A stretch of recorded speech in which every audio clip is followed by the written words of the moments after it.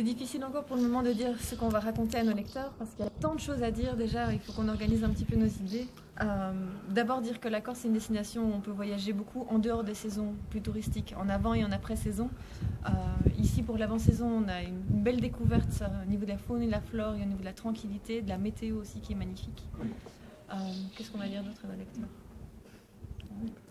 Mais tout simplement des conseils pratiques, mais aussi des ressentis de ce qu'on a vécu.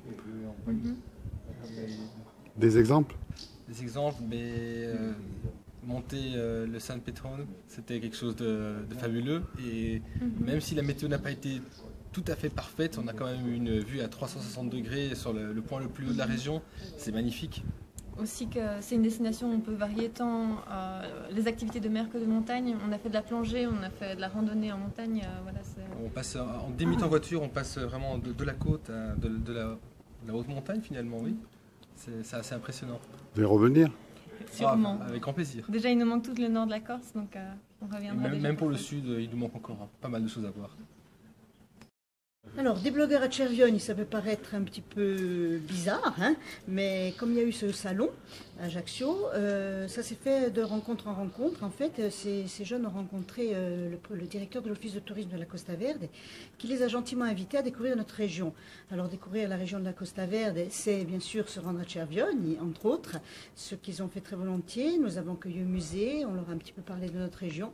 On espère avoir de belles retombées sur leur blog d'aventure et de voyage. On les remercie de leur visite en tous les cas.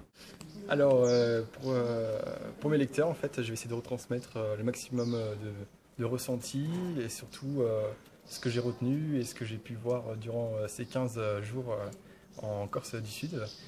Alors tout d'abord que la Corse c'est pas seulement juillet-août et vraiment c'est ce qui ressort beaucoup et qu'il y a des périodes d'intersaison qui sont très importantes et qui sont superbes avec un très beau temps et beaucoup de choses à voir.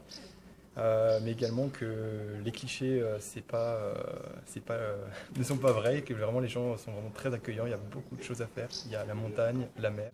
Vraiment un très, très bon ressenti, un très bon feeling, beaucoup de choses à faire, beaucoup de choses à voir, que ce soit les fonds marins, que ce soit des randonnées en montagne, que ce soit de l'équitation qu'on a pu voir.